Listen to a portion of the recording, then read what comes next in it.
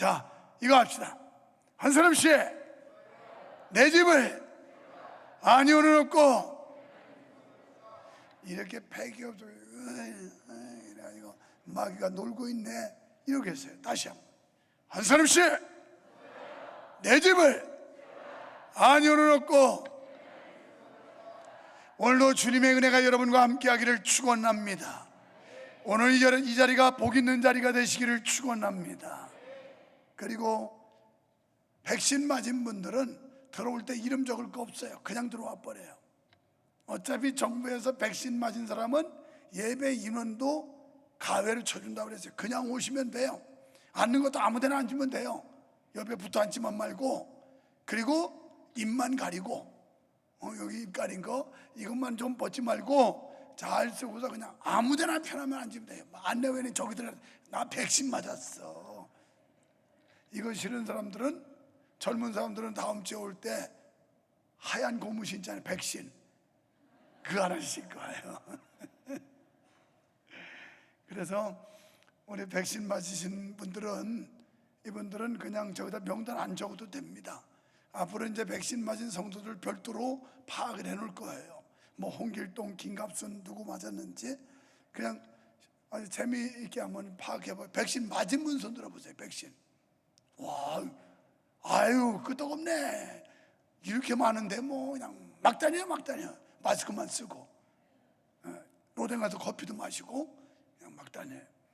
조금 있어 이제 식당에, 교회 식당에 밥도 좀 드리려고 백신 뭐 한 7월 달쯤 기다려 볼까 하다가 옛날처럼 이제 먹는 것도 좀 하려고. 어차피 한 300명대 내려가더니 또 요새 며칠째 600명대로 또 올라가. 뭐 검정 고무신 신었던 하얀 고무신 신었던 이게 뭐 마음대로 안 되는 거예요. 마음대로. 그래서 정부에서도 이제 어쩔 수 없이 완화한다고 그러는데, 그래도 예방수칙은 잘 지키되 여러분이 자리가 드는 백신 맞은 분들은 그냥 옆에만 밀착하지 말고 이렇게 뒷좌석에 바로 앉아도 되고, 사이사이로. 그리고 들어올 때도 적을 것도 없고 그냥 이거 적으세요. 백신 맞았어. 그거 딱 어깨에 힘주고 오세요. 여러분, 투키디데스라고 하는 학자는 역사는 신뢰를 가르치는 철학이다 이렇게 말했습니다. 이 말은 역사적인 경험이 실제 삶에 있어서 가르침이 된다는 말입니다. 어떤 경험은 좋은 예로, 또 어떤 경험은 경계해야 할 교훈을 주는 것이 역사적인 경험입니다. 예를 들면 우리는 일제 36년을 통해서 나라의 소중함을 깨닫게 했습니다. 그리고 3년 동안 치렀던 6.25 전쟁을 통해서 자유민주주의가 얼마나 소중한지, 그래서 이 자유민주주의를 지키기 위해서는 국방력이 얼마나 절대적인가를 우리에게 깨닫게 해준 겁니다. 그러니까 이 역사라고 하는 건 좋은 역사든 나쁜 역사든 우리 실제 삶 속에 유용하다는 거예요. 좋은 역사는 계승을 해야 되고 나쁜 역사는 교훈으로 삼으면 되는 겁니다. 가령 여러분의 부모님들이 술주정뱅이에다가 노름꾼에다 그랬으면 그걸 교훈 삼아서 나는 절대 술을 끊으리라, 나는 절대 노름을 안 하리라, 이렇게 교훈으로 삼으면 되는 거예요. 그리고 부모님이 아주 근면하고 성실한 거 이런 건 본받아가지고 여러분 우리도 열심히 게으르지 않고 부지런히 사는 거, 이런 걸 계승하고요. 그래서 이 역사라고 하는 건 좋은 역사든 나쁜 역사든 실제 우리의 삶 속에 유용한 것이다 하는 말씀입니다. 오늘 저는 경고라는 제목을 드렸어요. 경고. 스포츠에서 반칙을 쓴다든지 이러면 경고를 줘요. 경고. 휙! 경고. 그러면 그 경고는 반칙을 한 그 사람만 끝나는 게 아니에요. 다른 사람에게 주의를 환기시키는 거예요. 그러니까 이렇게 난폭하게 경기를 하면 경고 먹는다, 이걸 보여주는 거죠. 그래서 다른 선수들 긴장을 하게 되고 조심을 하게 되고, 오늘 이 바벨론이라고 하는 나라, 이런 BC 635년부터 시작해서 약 200년 동안 찬란한 문화와 국력을 가지고 꽃을 피웠던 나라가 바벨론 신흥제국이었습니다. 그래서 우리는 학교에서 공부할 때 이 바빌로니아 문화에 대해서 우리는 많은 걸 배우게 됐을 겁니다. 이렇게 아주 화려했던 나라, 그리고 세계를 제패하고 막강한 힘을 과시했던 나라, 이 나라가 바벨론입니다. 그런데 이 바벨론에 대해서 하나님이 경고를 하고 계신 거예요. 오늘 47장의 내용이 바벨론을 하나님께서 경고하시면서 바벨론의 심판을 명하시면서 결국 바벨론이 망하게 된다는 걸 말씀해요. 이걸 통해서 이 시대를 살고 있는 우리들에게 바벨론이라는 나라가 왜 하나님 앞에서 심판과 멸망을 받았는지를 깨닫고 이것을 거울과 교훈 삼아서 우리도 같은 전철을 밟지 말라는 이런 내용으로 우리에게 주신 말씀인 거예요. 자, 여호와 하나님을 섬기는 신앙적 입장에서 볼 때 바벨론이 그렇게 화려한 문화를 꽃피웠지만 이 나라는 우상국가였고 하나님이 가장 싫어하는 짓을 골라 하는 아주 타락한 악마의 국가였습니다. 역사가 헤로도투스라고 하는 사람은 바벨론을 가리켜서 환락가요 율락가였으며 근친상간과 수간 등 온갖 지저분하고 부패한 곳이라고 평하였습니다. 그러나 화려했던 바벨론도 국군이 쇠하여 천박하게 몸을 굴리는 비천한 신세가 되었다라는 것입니다. 바벨론의 멸망이 바로 그 현실이었는데요. 여러분, 바벨론 멸망이 우리에게 주는 교훈이 무엇일까요? 여호와 하나님을 떠난 나라는 아무리 화려해도 아무리 막강한 힘을 가졌어도 결국은 심판받고 멸망한다는 교훈이에요. 오늘날 종교적 윤리적 타락이 만연한 현대사회를 보면서 바벨론 멸망이 고대의 사건으로 끝나지 않는다는 것을 우리는 교훈으로 삼아야 됩니다. 그러니까 우리도 하나님 앞에서 이 바벨론처럼 못되게 굴면 결국 하나님의 진노와 하나님의 심판으로 인하여 멸망하게 된다는 교훈을 이 시대를 살아가는 우리에게 주고 있는 겁니다. 우리는 본문에서 먼저 잔인한 자에 대한 경고를 듣게 돼요. 6절 말씀에 보니까 긍휼히 여기지 아니하였고 늙은이에게 내 멍에를 심히 무겁게 메우며. 여러분, 이 바벨론의 나라가 얼마나 잔인했는가에 대해서 소개하고 있어요. 사실 하나님께 일시적으로 바벨론을 통해서 유다 이스라엘 백성들을 포로로 끌어갔고 그들에게 일시적인 고통을 주었던 건 하나님의 백성을 아주 멸망시키려고가 아니라 오히려 그것을 통해서 하나님께로 돌아오게 하려고 하는 이런 하나님의 계획이었어요. 그런데 바벨론은 기고만장했습니다. 왜냐하면 세계를 제패했으니까요. 그리고 그 나라를 넘볼 만한 어떤 나라도 세력도 없었으니까요. 이러다 보니까 경거망동한 거예요. 아주 쉽게 직역을 한다면 이렇습니다. 이놈의 영 말을 안 들어. 내가 사랑하고 아끼기는. 근데 좀 이 버릇 좀 못된 버릇 좀 고쳐줘야 되겠다. 그래서 바벨론 보고 야, 손 좀 봐줘 살짝 이렇게 했어요. 하나님이. 그랬더니 살짝 손 봐주라고 했더니 반 죽여버렸어 그냥 아주. 그래서 하나님께서 야 이놈아 바벨론, 내가 살짝 손 봐주는데 너는 아주 잔인하게 내 백성에게 이렇게 무거운 명예를 지우고 그들을 갖다가 핍박할 뿐만 아니라 긍휼히 여기지 않고 이 못된 짓을 했냐 이거예요. 내가 살짝 손만 봐라 그랬지, 약간 겁만 주라고 그랬지. 그래서 내 백성이 회개하고 나한테 돌아오도록 하려고 내가 너를 일시적으로 허용했는데 너 말이야 내가 시키지 않은 범위를 넘어섰어. 그리고 너는 지금 아주 자고하면서 교만하게 이를 데 없어. 게다가 나라는 온통 부패하고 타락하고 형편없는 나라야. 이래서 내가 그냥 두고 볼 수 없어. 너 한번 맛 좀 봐라, 이거예요. 그러니까 하나님께서 우리에게 고난을 주시고 시련과 역경을 주시는 것은 그걸 통해서 우리가 깨우치고 주님 앞에 돌아오려고 하는 그런 하나님의 사인이에요. 여러분의 육체 질병이 있습니까? 그것 가지고 하나님께 기도하세요. 그럼 하나님의 은혜 주실 줄 믿습니다. 오늘도 2부 예배 마치고 가는 어느 권사님 걱정 많이 했어요. 뭐 뇌에 뭐가 있고 뭐 하여튼 몸에 그래가지고 이상한 게 있다고 그래가지고 굉장히 긴장을 했어요.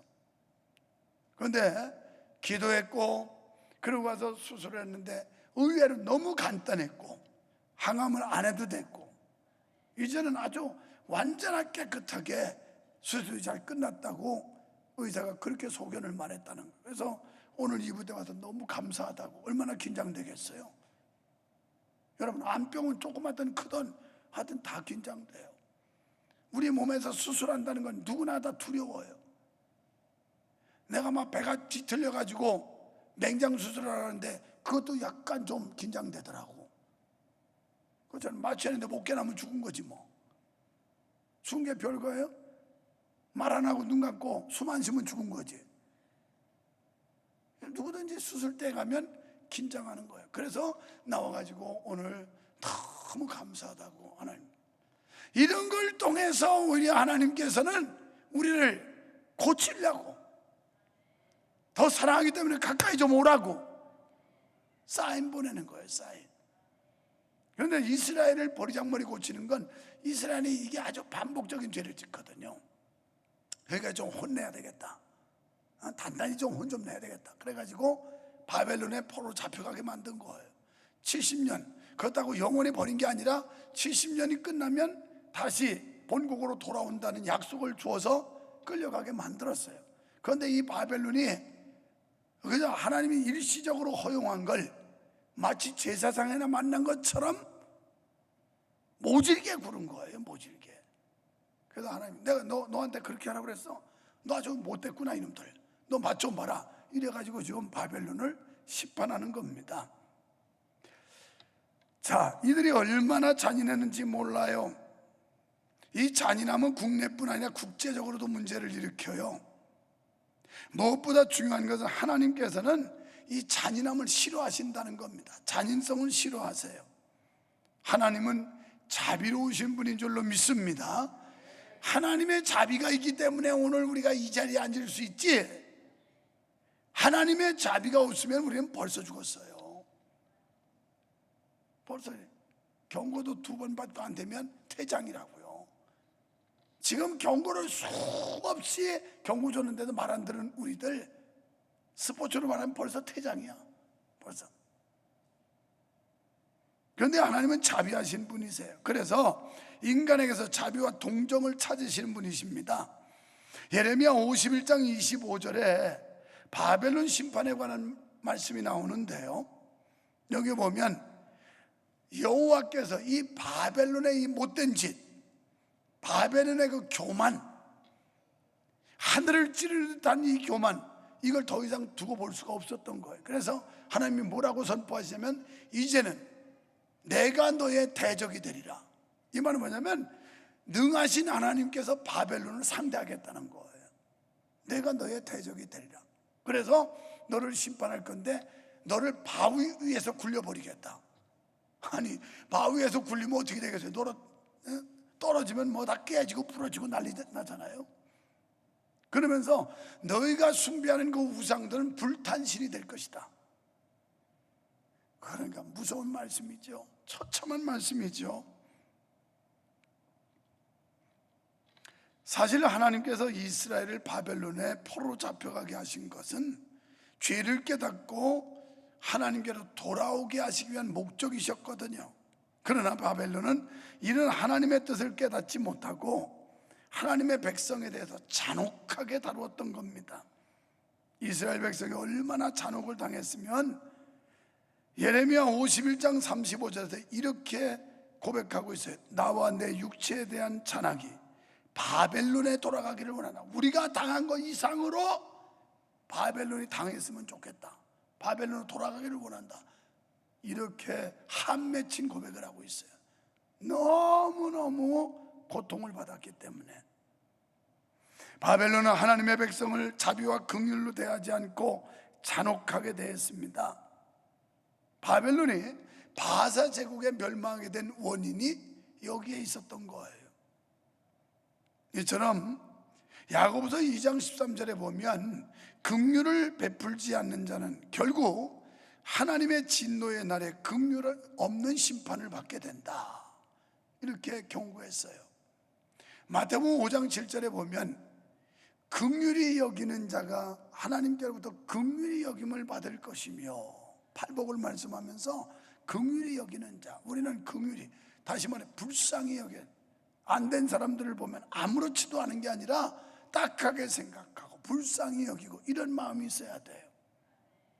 오늘 우리가 매월 마지막 주일은 헌금 바구니가 돌아가요. 주머니가 떼먹은 사람이 있으면, 아니면 미처 오늘 우리 교회는 이거 자율적인 헌금을 하기 때문에 주머니가 돌아올 거 예상 못했는데, 그만 주머니는 텅 비었는데 헌금 주머니가 돌아갔다.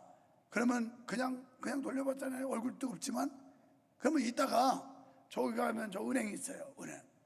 거기 돈 거기 맡겨놨으니까 거기서 사다가 다시 꼭 내요. 꼭 내. 이게 긍휼함을 받기 원하면 긍휼을 베풀으라는 거예요. 나는 먹고 살만하지만, 나는 여유 있지만, 나는 괜찮지만, 그러나 우리 교회 성도들 중에서 힘들고 어렵고 가난한 사람들, 이런 사람을 돌아볼 줄 알아야 된다는 거예요.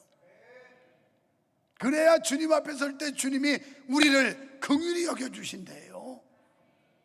그래서 갈라디아서 6장에 보면 심는 대로 거두는 거예요. 심는 대로. 잘 심으시기 바랍니다. 많이 심으시기 바랍니다. 잘 심고 많이 심어야 돼요. 두 번째는 7절에서 교만에 대한 경고의 음성을 들어야 합니다. 여기 보면 5절에서 바벨론은 스스로 영영이 주모가 될 것으로 착각했어요. 이 주모라는 단어는 히브리어로 게베르트라고 하는 말인데, 살림을 총체적으로 담당하는 여인을 말해요. 그런데 여기서 말하는 건, 여기 바벨론이 모든 속국을 제압하고 패권을 거머쥔 바벨론을 가리키는 거예요. 그러니까 자기들의 그 주도권, 세계를 제패한 이 고난이 영원할 줄 알았다는 거예요. 착각하고 있다는 겁니다. 자신들의 종말이 있음을 알지를 못했어요. 여러분, 우리는 언제나 내 개인의 종말이 있음을 알아야 돼요. 그 종말은 언제 올지 몰라요. 멀쩡한 사람도 숨이 멎고, 멀쩡했던 사람도 유명을 달리하고, 우리나라도 그랬잖아요. 버스 타고 가다가 그만 철거자가 왔는데 덮쳐가지고 아까운 생명들을 잃게 되는 이런 일들. 어제 뉴스에 보니까 미국의 플로리다에서 아파트가 무너져가지고 백수십 명의 사상자, 아직도 이거 건물 안에 갇힌 사람들 살아봤자 얼마나 살겠어요. 이런 일들, 이거 아무도 몰라. 내가 어디 지나갈 땐가 우리 손녀가 묻던가요? 할아버지, 낙석이 뭐예요? 그러더라고요. 낙석은 저 절벽에서 저 위에다 큰 돌이 갑작스럽게 떨어지는 게 낙석이야. 여러분, 그런 데 가면 좀 긴장되지 않아요? 빨리 피하고 싶고, 속된 말로 재수 없으면 돌 깔려 죽는 거야. 아니, 언제 떨어질지 아무도 몰라. 갑자기 자동차 운전하고 하는데 낙석이 팍, 그래, 낙석주의 이렇게 써 있잖아요. 겁나면 거기를 안 지나가면 돼요. 그냥 뒤로 돌아가야지, 낙석주의 해야 되니까. 아니면 낙석을 피해서 빨리 가든지. 우리의 운명은, 우리의 인생은 아무도 몰라요. 아무도 몰라. 그런데 여기도 보면 그들은 종말을 몰랐어요. 7절에서 내가 영영이 주모가 되리라. 자기들도 끝이 있다는 걸 몰랐어요. 이 일을 내 마음에 두지도 아니하며 그 종말도 생각지 아니하는도다 그랬어요. 우리가 종말을 알지 못하기 때문에 헛되게 사는 거예요. 어느 날 내 인생이 끝나고 하나님의 심판대 앞에 설 날이 온다는 걸 모르니까 아무렇게나 사는 거예요. 대나마나 살고 엉터리로 살고. 왜? 종말을 모르니까. 그때 바벨론이라는 나라가 종말을 몰랐다는 거예요. 왜냐하면 너무 화려한 나라로 꽃을 피웠으니까. 부귀와 영화의 대명사일 만큼 그렇게 대단한 나라였으니까. 약 200년 가까이를 말해요.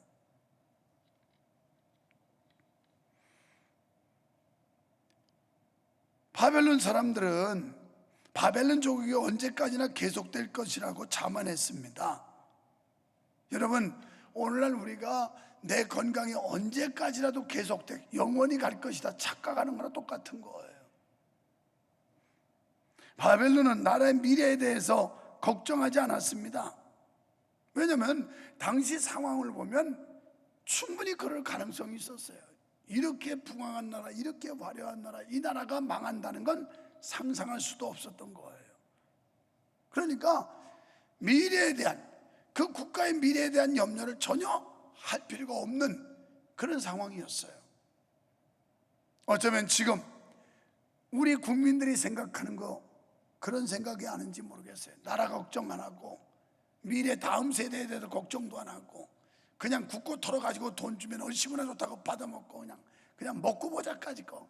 우리 자식들이 어떻게 책임지든 무슨 상관이 있냐. 이 무책임한 우리 세대들, 이 국민들 정신다. 돈만 주면 좋다고 그래. 돈만 주면. 국간을 다 비워가지고 어저께 어느 권사님이 결혼식장 갔다 오면서 지금 이 정부에서 쓴 게 1,000조라고 그러는데 자기 놀랬대요. 1,000조. 국간이 텅 비는데 미래 걱정 안 해요. 우선 먹기는 꽃감이 달다고 까짓 건 내 세대, 내 시대 그냥 받아먹고 떨어지면 그만이지. 뭐 우리 자식 손자가 잘 살든지 말든지 망하든지 흥하든지 할 게 뭐야. 그렇습니까? 지금 바벨론이 그 모양이었어요. 바벨론. 인간적인 측면에서 보아도 교만은 매우 위험하다는 사실을 알아야 합니다. 교만하다 보면 주에 대한 경계가 소홀하기 쉬워요. 안전해, 걱정할 거 없어, 난 안심해도 돼. 이게 바로 결국 주변 경계를 소홀히 하는 거예요. 언제나 긴장하고 초미의 관심을 가지고 정신을 차려 이 경계를 하는데 경계를 안 하는 거예요. 무방비 상태. 게다가 그 당시에 바벨론 사치와 향락에 빠져서 국고를 탕진하고 있었어요. 국고를, 국가 재정을 그냥 다 풀어가지고 다 흥청망청 탕진하고 있었다고요. 여러분, 하나님께서는 교만을 싫어하시는 줄로 믿습니다. 잠언 15장 25절에 교만한 자의 집은 무너지며 교만이 오면 욕도 온다 그랬어요. 그래서 지혜자는 잠언 16장 18절에서 교만은 패망의 선봉이요 넘어짐의 앞잡이니라. 교만은 망한다는 거예요. 자고하면 망해요. 건강 자랑할 거 없어요. 그거 아무것도 아니요. 하나님이 툭 치면 죽어요. 툭 치면 자빠지고 말이에요. 그 뭐가 대단하다고. 뭐 우리 지식 뭐 대단할, 그러나 그거 가지고 자고할 필요 없어요. 내가 1부 때는 얘기 안 했는데 2부 때 한번 확인해 봤어요. 우리 교회 출신 중에서 하버드 대학 나온 사람이 있느냐고. 그랬더니 손은 들으라고 안 했지만 속으로 없습니다 그러더라고. 그럼 좋다고. 동부의 최고의 명문인 세계적인 대학 하버드 그럼 말고 서부에 있는 그 스탠포드 나온 사람이 있냐고 그랬더니 역시 속으로 없습니다 그러더라고. 무엇 자랑할 게 있다는 거예요. 무엇 그렇게 자랑할 게 있다는 거예요. 하나님 앞에서 그저 우리는 낮아져야 되고 겸손해야 되고 하나님께 감사해야 되고 하나님만 높여야 되는 거예요. 하나님만. 할렐루야. 그렇습니다. 교만은 여호와 하나님의 심판을 자초하는 것입니다. 하나님께서는요 한 나라를 높일 수도 있고 낮출 수도 있어요. 지난주에 설교했습니다만은 이 71년이라고 하는 짧은 역사 속에서 하나님께서 우리 교회를 이렇게 세계 역사 유례에 없는 어마어마한 은총과 축복을 주신 거예요. 그러나 이것도 하루아침에 하나님께서 망하게 하려면 순식간에 망할 수 있는 거예요. 여러분 돈 얼마나 모으셨길래 그까지 이거 날아가는 거 시간 문제야. 시간 문제. 아무것도 아니야. 아무것도 아니야. 여러분 하나님이 기뻐하시면 우리 높여주는 거 아무것도 아니야. 하나님이 위에 올려놓으면 높아지는 거예요. 그런데 높다고 까불면 그냥 끌어내리면 졸제 밑바닥으로 떨어 추락하는 거야. 그러니까 지금 바벨론의 교만을 경고하고 있는 거예요. 바벨론을 통해서 오늘 현 시대를 살아가고 있는 우리를 향하여 너희들 절대 교만하지 말아라. 바벨론을 봐라. 너희들 교만하면 이렇게 망한다. 내가 가만 안 놔둔다. 심판한다. 이런 거예요.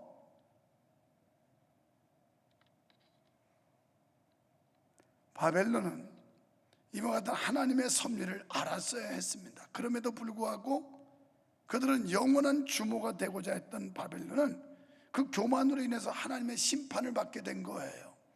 이처럼 교만은 패망의 선봉입니다. 국가적인 측면에서도 안보를 위협하고 개인적인 측면에서도 불신앙의 원인이 돼요. 교만은. 그러므로 교만은 하나님을 의지하는 성도들이 절대로 가져서는 안 될 그런 자세라는 거예요. 절대 교만하면 안 돼요. 우리가 가진 모든 것 다 하나님께서 주신 것인 줄 믿습니다. 다 모든. 오늘 맥주 감사 봉투 다 끼워드렸어요. 왜 한 주간 동안 기도하면서 하나님께 감사의 조건을 한번 찾아보고 하나님 은혜에 대해서 감사할 일들이 있는지, 그리고 다음 주에 전반기 6개월 동안 하나님께서 많은 그 상황들이 있었지만 지켜주신 데 대한 감사를 드려보자는 거예요.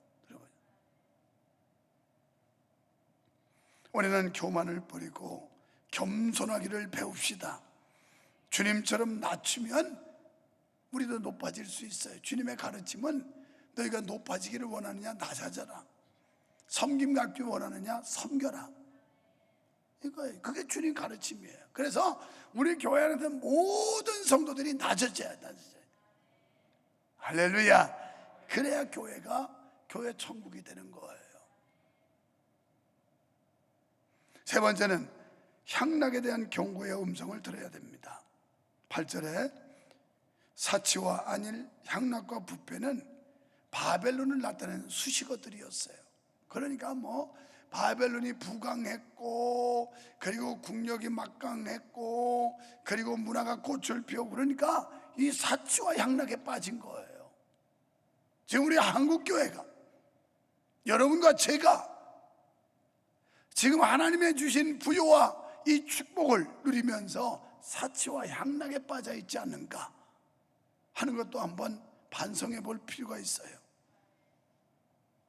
바벨론은 세계를 평정한 후에 외국의 침략을 방어하기 위해서 어떻게 했느냐면 성벽을 내벽 외벽으로 겹겹이 쌌어요. 그리고 감히 누가 우리나라를 침략하겠느냐, 누가 이 성벽을 무너뜨리겠냐 막 이러면서 초롱성같이 쌓아놓고 큰 소리를 빵빵 쳤어요. 그냥 더 쉽게 직역하면 내가 그래도 1년에 백수십만 원짜리 종합검진을 받고 있고, 그리고 내 건강을 챙기기 위해서 좋은 거 다 먹고 있고, 그리고 트레이닝하면서 열심히 운동하고 있고, 나는 절대 나는 병으로 인해서 어렵거나 힘들지 않다고, 나는 건강할 거라고, 지금 사업이 순탄대로를 간다고 걱정할 거 없다고, 내가 뭐가 답답해서 하나님 앞에 엎드릴 이유가 있냐고, 그러지 말라는 거예요.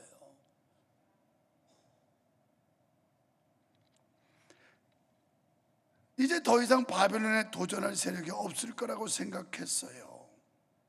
여러분, 저와 여러분이 무언가 얻었다고 자만하면 안 돼요. 뭔가 좀 얻었다고, 남보다 조금 소유했다고 자만하면 금물이에요. 이거 망조입니다. 망조. 망하는 길을 가는 거예요.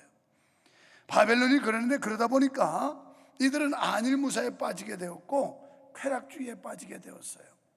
우리가 이런 생각들을 갖다 보니까 신앙생활이 안일무사주의, 그리고 쾌락에 빠져들게 되는 거예요. 늘 긴장하고 깨어있으라는 게 주님 가르침인데 깨어있기는 그냥 완전 태만하고. 여러분, 얼마나 우리가 게을러졌는지 몰라요. 역사가 헤로도투스는 바사가 바벨론에 쳐들어왔을 때 성 안에는 전부 술 취한 사람밖에 없었다 이렇게 기록하고 있어요. 다 술 먹고 해롱해롱하는, 이게 무슨 군대가 되겠어요? 어떻게 전쟁을 하겠어요?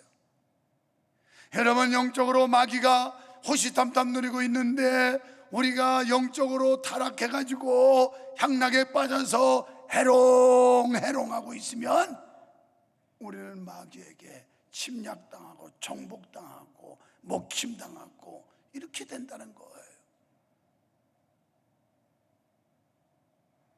바벨론은 향락이 국가의 기둥뿌리를 좀먹는다는 사실을 일찍이 깨달아야 했습니다. 현재 사회에서 향락의 종류는 너무 다양해서 무엇을 꼭 집어가지고 이게 향락이다 이렇게 말할 수가 없어요. 우리가 생각하는 인간적인 향락도 있지만 영적인 향락도 있어요. 우리가 그리스도 안에서 구원받고 하나님의 자녀 되었는데 이 향락에 도취되어서 믿음 생활을 제대로 하지 못하는 경향이 얼마나 많은지 몰라요.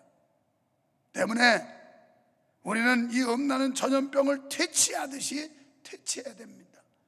향락이라고 하는 거 전염병 퇴치하듯이 지금 이 코로나 바이러스 퇴치하려고 안간힘을 쓰는 것처럼 우리도 영적인 삶 속에서 우리의 이 잘못된 관행, 관습, 타락한 우리의 모습들, 이런 걸 퇴치하기 위해서 몸부림을 쳐야 된다는 거예요.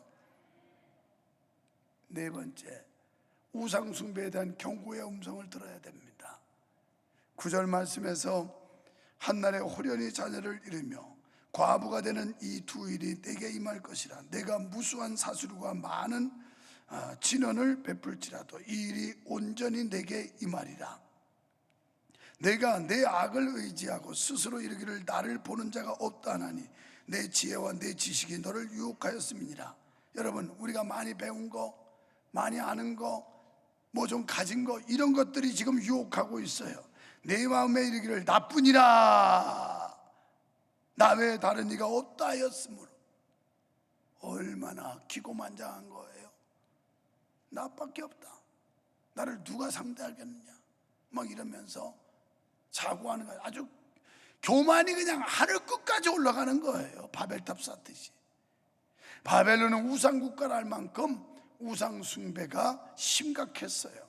바벨론은 우상이 나라를 지켜줄 것이라고 생각했어요. 그런데 결국은 우상이 아무 도움이 안 됐다는 거예요. 하나님께서 말씀하시죠. 9절에서도 말씀하고 또 14절에서 심판이 불로 임한다고 말씀을 하세요. 예레미야 51장 25절의 예언이 여기 와서 불탄신이 될 것이라 그대로 성취되는 장면입니다. 12절로 13절에 뭐 사슬이, 술객, 부적, 점쟁이가, 박수들이 바벨론을 구원치 못하라. 그것들이 너희를 구원하는지 한번 봐라. 12절에 이제 너는 젊어서부터 힘쓰던 진언과 많은 사술을 가지고 서서 시험하여 봐라. 혹시 유익을 얻을 수 있을는지, 혹시 원수를 이길 수 있을는지. 13절에 내가 많은 모략을 인하여 피곤케 되었도다. 하늘을 살피는 자와 별을 보는 자와 몰상에 예고하는 자들로 일어나 내게 임할 그 일에서 너를 한번 구원해봐라. 이렇게 얘기해. 하나님께서 야, 내가 너희들 심판하는데 너희들이 지금까지 섬기는 그 우상들이 너희 지켜주는지 한번 봐라 이러는 거예요. 쉽게 말하면 그 말이에요. 너희가 그렇게 지극정성으로 지독하게 섬기는 그 우상이 너희들 지켜주는지 봐라. 그것뿐인가요? 15절에 보면 너희 친구들이 너를 지켜주는지 봐라. 그러니까 이 교역, 무역하느라고 이웃 나라들과 교류가 많았었는데 그 나라들이 너희 바벨론을 지켜주는가 봐라, 이거예요. 요새 말로 하면 돈이 너를 지켜주는지, 명예가 내 생명을 지켜주는지, 세상의 쾌락이 내 생명을, 내 영혼을 지켜주는지 한번 봐라 이거예요. 못 지켜준다는 거예요. 이건 여러분, 강한 긍정 속에는 강한 부정도 있고요, 강한 부정 속에 긍정이 있어요. 그러니까 못 지켜준다. 이런 것들이 내가 너희를 지켜줄 분은 나 여호와 하나님밖에 없다. 그런데 너희가 못되게 굴어서 내가 너희를 대적할 거야. 너희 맞서 싸울 거야. 이런 거예요.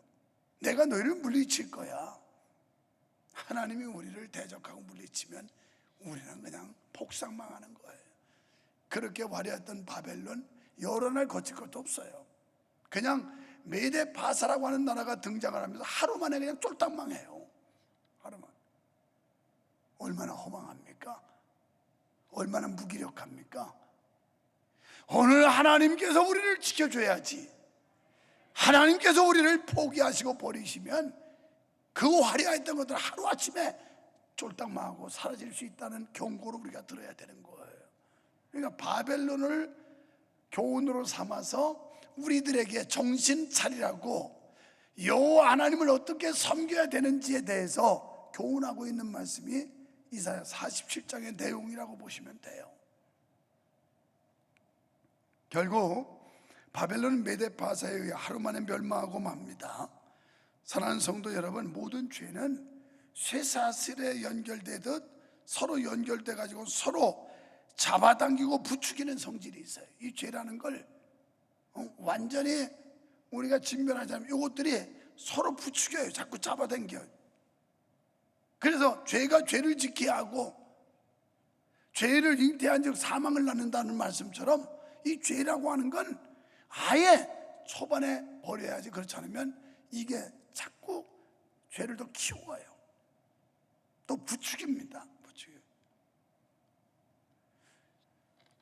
향락과 사치는 교만과 멸시를 가져오고 또 사람을 우둔하게 하며 육체적으로 병들게 해요. 우리가 이 향락과 사치에 빠지면 사람을 판단을 흐리게 만들어요. 그리고 육체에 병들게 합니다. 이렇게 타락한 마음은 겸손이나 타인에 대한 배려 혹은 동정심도 몰라요. 이런 자들은 여호와 하나님도 필요 없어요. 자기 배로 살겠다고 그러고 자기 주먹으로 살겠다고 그래요. 우상에 빠지는 것도 결국 이런 마음 때문입니다. 우리는 깨달아야 합니다. 바벨론처럼 하나님 앞에서 패역한 나라나 개인은 멸망할 수밖에 없다는 사실을 명심해야 돼요. 그래서 절대 바벨론 같은 전철을 밟으면 안 돼요. 성도들은 하나님을 두려워해야 할 줄 믿습니다. 미신을 쫓지 말고 교만하지 말아야 할 줄로 믿습니다. 항상 온유한 마음으로 하나님을 경외하며 살아야 될 줄 믿습니다. 방심과 태만한 신앙 속에서 속히 벗어나십시오. 데살로니가전서 5장 3절에 보면 평안하다 안전하다 할 때 임산부에게 해산의 진통이 오는 것처럼 하나님의 심판이 호련히, 이 말은 갑자기 온다는 거예요. 갑자기 무시무시한 말씀이에요. 나는 안정이야, 나는 안전해, 우리 가정 평화로워, 모든 거 걱정 없어, 이 정도면 뭐 행복을 추구할 수 있어. 이때가 위험하다는 거예요. 제가 인용 잘하는 게 영국의 속담 가운데 인생 최대 위기는 언제 오느냐? 성공했을 때 온다는 거예요. 뭔가 이뤘다고, 뭔가 가졌다고 뻐길 때, 그때 위기가 온다. 그때 향락에 도취하고 타락하게 되고, 이 경계해야 될 대상이라는 거예요. 늘 긴장을 놓치면 안 된다는 겁니다. 왜? 멸망이 호련히 이 말이라. 언제 다급한 일 닥칠지, 언제 당황한 일 만날지, 언제 놀라운 일, 겁나는 일을 당할지, 하나님께서 안전하다 평안하다는 자들에게, 임산부에게 해산의 고통이 갑작스럽게 오는 것처럼 호련히 하나님의 심판이 임한다. 그러니 정신 차리라는 거죠. 긴장하고 살라는 거죠. 바로 살라는 거죠. 이런 경고의 음성이에요. 로마서 12장 10절에 형제를 사랑하여 서로 우애하고, 우리는 교회 안에서 사랑해야 합니다. 그리고 우애해야 합니다. 존경하기를 서로 먼저 해야 돼요. 서로 먼저. 형님 먼저, 아우 먼저, 서로 먼저. 지금 그 대목이 지나갔는데 종말을 모른다. 또 지금 안정되니까 뭐 괜찮다. 제가 그랬어요. 58년 개띠 동생들아, 정신 차려라. 90까지 산다고 해도 아직까지도 한 26년 더 살아야 되는데 뭐 다 산 것처럼 그렇게 못되게 하지 말고 정신 똑바로 차리고 제대로 살아라 그랬어요. 우리 58년 개띠들이 많거든, 또 중직자들 중에서. 그래서 내 동생들한테 58년 개띠들 정신 차리라고, 그렇게 헐렁헐렁하지 말고 뭐 이제 안정됐고 모든 건 노후 보내면 된다고 이딴 생각하지 말라고 그랬어요. 여기도 58년 개띠 동생들이 있으면 정신 똑바로 차려요. 똑바로. 아니 내가 90까지 산다고 그럴 때 아직도 25년을 더 살아야 돼. 창창해 살 날이. 그동안에 어떤 일이 벌어질지 아무도 장담 못해. 무슨 소리 하고 있어요. 나 70 넘었으니까 천만에 15년 사이에 무슨 일이 벌어질지 하나님이 지켜주지 않으면 아무도 장담 못해. 아무도. 하나님이 지켜주셔야 되는 거예요. 하나님이 보호해 주셔야 되는 거예요. 우리는 하나님의 은총을 입어야 돼요. 그러기 위해서 로마서 12장 11절에 부지런하게 게으르지 말고 열심을 품고 주를 섬겨라. 오늘 경고받았습니다. 이제 게으르지 말고 부지런하여 열심을 다해서 주를 섬기는 사랑하는 우리 명성교회 성도 되시기를 주님의 이름으로 축원합니다. 축원합니다. 하나님 아버지 감사합니다.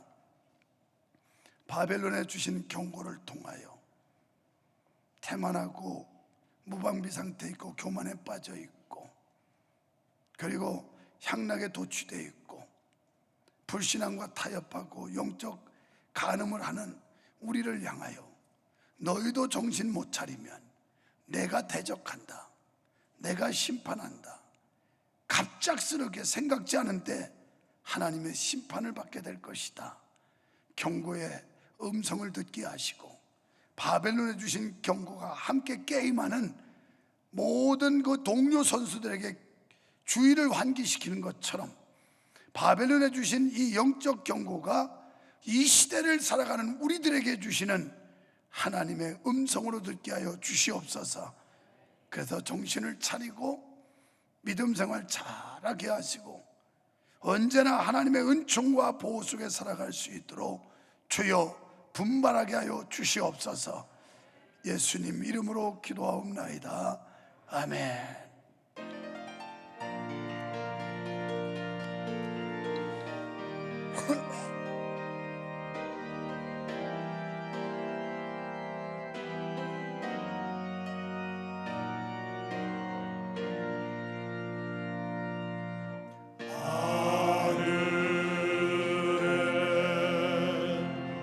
계신 아버지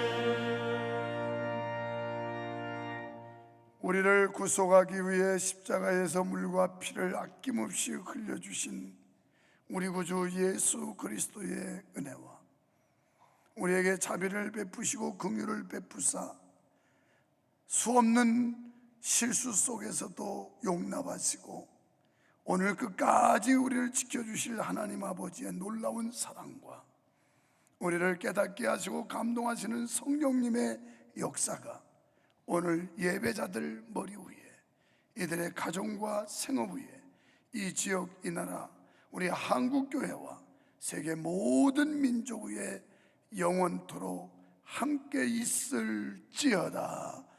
아멘, 아멘, 아멘. 할렐루야. 감사합니다, 감사합니다. 아버지 영광 받으시옵소서. 주여 축복해 주시옵소서. 오 주여 감사합니다. 아버지 믿습니다. 자리에 앉아서 영광의 박수 하나님께 올립니다. 할렐루야. 감사합니다. 아이파크 2단지에서 오신 김보라, 신우경 이렇게 두 분이 오셨는데 어디 계신지 이따 확인되면 제가 나가다 꽃을 드리겠어요. 하나님 아버지 감사합니다. 아름다운 가정, 귀한 부부, 우리 교회로 인도하신 주님, 그 발걸음이 복이 있게 하시고 삶이 아름답게 하시고 신앙에는 꽃을 피워 열매 맺는 가정 되게 하여 주시옵소서. 또한 귀한 가정 평강이 있게 하시고 믿음의 소망 가운데서 하나님이 주시는 은혜를 만끽하게 하시고 우리의 명성교회 귀한 동역자가 되게 하여 주시옵소서. 예수님 이름으로 간절히 축복 기도하옵나이다. 아멘. 감사합니다.